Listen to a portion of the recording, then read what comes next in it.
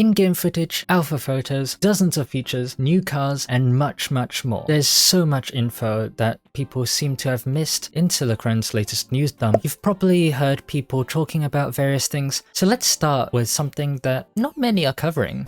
In this shot of the Huracan, you can see several car details highlighted. Of course, some of these really aren't that special. The shift up pedal, the steering wheel itself, the horn, the radio functionality, and the ability to flash, which previous TDU games have already had. Although it'd be really nice if this was high beams instead this time. There are 3 new things that are noteworthy. The biggest of them is the drive mode function. This little button down here is how the Huracan changes between its street, sport, and track modes. TDU's always been about allowing you to experience the car, and it's been a thing people have been asking for. It'd be awesome to see in-game, given this is a genuine driving game, not just a racing game. Coming from WRC seems to be the ability to use your wipers, or more accurately, the possibility of controlling them. In WRC, you may want to do so manually if your windscreen gets too dirty to see. So again, just giving players more control over the car is wonderful to see. Another thing you might have missed is that all the cars shown have been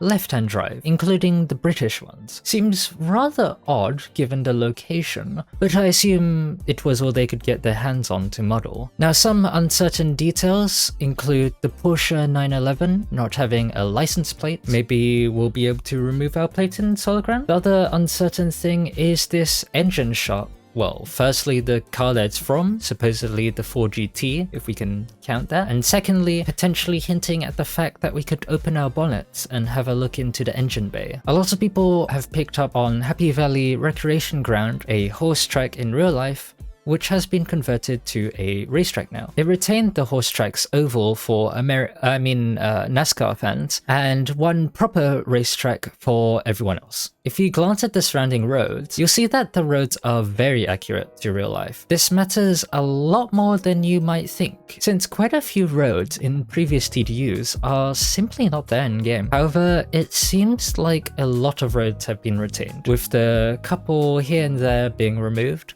In the dev interview, Guillaume talks about asphalt and gravel, nothing you wouldn't expect to see, but he also mentions grass. In the test level footage, we can see various areas are laid out to test other surfaces, such as wet dirt, mud, and sand, or rather something that begins with an S? I'll let you guys work that one out. Having developed WRC for so long, they know a lot about different types of surfaces, so I'm happy to see them point out these details so we don't get another Forza Horizon situation when it comes to off-road. Hopefully, wet grass is slippery as hell, and honestly I can't believe mud is there. Still going off the test level footage, it's nice to see a camera angle where it's just the dashboard, something that players using a wheel might enjoy. The HUD is subject to change. I'm almost 100% certain it's just for the devs to get the mechanics functional before the art team makes everything look nice.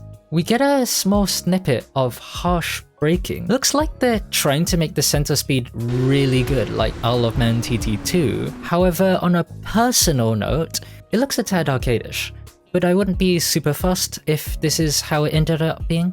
Originally, I wasn't going to talk about this shot at all. It's mainly developer tools, and you're not going to be able to change all of these yourself in-game. However, something did catch my eye. It's quite blurry, but I'm sure you can agree with me that this says fuel. Whether this actually means a working fuel system in-game, or if it's more about like air to fuel mixture, or etc, you can take this with a grain of salt. It's best not to jump to conclusions. Now, this is really nitpicky, but on the same screen, we could be looking at the extent of the damage model. When the car suspension is changed, you see the front bumper wobble. This could either be a bug, because it's work in progress after all, or it's slightly damaged. The bumper seems a bit warped to me, and it doesn't fit around the headlight, but like I said, that's me being super nitpicky and I could easily be wrong. Looking through the interview, one of the things Guillaume talks about seems interesting. They mentioned the official racing event being the Solar Crown live event, which is against other players. Unlike last time where it was French translated to English, this year's interview was fully in English. So I think the likelihood this is an error has decreased, but isn't zero, since live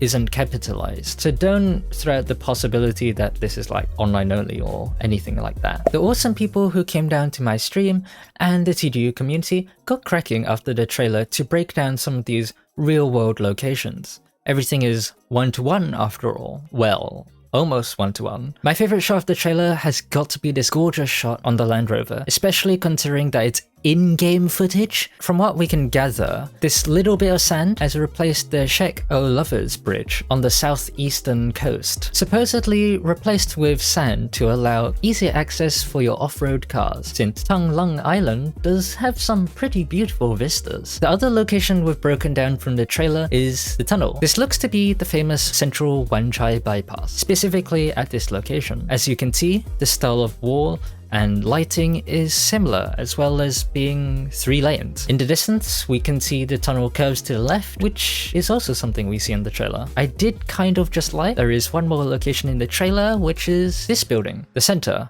No, it genuinely is called the center, which hilariously is in the central district of Hong Kong Island. It's actually also in one of the alpha screenshots too, at ground level this time, with its distinct bull statues. It's apparently such a big deal in the Solar Crown that's even in another screenshot, although in the distance, so not being the focal point, which is the Central Pier, but yeah, okay, that one wasn't that hard to find. Although hard to see, Hong Kong's Marine Uni might have been world edited out just to plonk these pavilions down. To the left, you can see Kao Pei Chao, and in the distance, you can see this tower in the background. I must admit, it was a bit hard gauging where this one was, since in the past I've looked around Hong Kong Island a bunch and was surprised not to see the satellite station in the distance over at Tai Tam Tao. Finally, this gorgeous off-road hairpin has been hard to find. However, with Lama Island in the background, we can get a rough idea of where it is. It seems to be in the higher areas of Pok Pho Lam Country Park. None of the parts near Victoria Peak or High West seem to align, so it's probably one of the roads they added in. There are still other locations to find which eventually will be cracked, but for now, if you want to find these locations yourself, in the description is the script for this video, containing all the Google Map links. So we have the cars. And finally, I get one that I absolutely adore. The last generation Viper with its SRT track package. You already know that I'm going to be recreating Pennzoil's awesome little advert. I love that video so much. There's not too much to say for the others. Both the McLaren 720S and Ford F-150 Raptor are quite common to see in racing games now. Personally, kinda sad to see the Jaguar F-Type SVR is not the facelift, nor the convertible, but still a cool addition nonetheless. One car that does stand out though is the Porsche 911R. Normally when a game has a 911, it's either the GT3, GT2 or Carrera, and honestly I was expecting the latter. Nice to see something unique though, since the last time this car was in a PC game was either Need for Speed Edge or Assetto Corsa. So there you have it. I tried to keep it as brief as possible, but as you can see, there's just so much to talk about. I can't believe how much info was released, but rather how much info people have missed. If you're here at the end, hopefully you've picked up a couple of new things from me. I'd love to hear what you guys have to say about certain things, so until next time, hope you guys have a nice rest of the week, and I'll see you soon. Bye!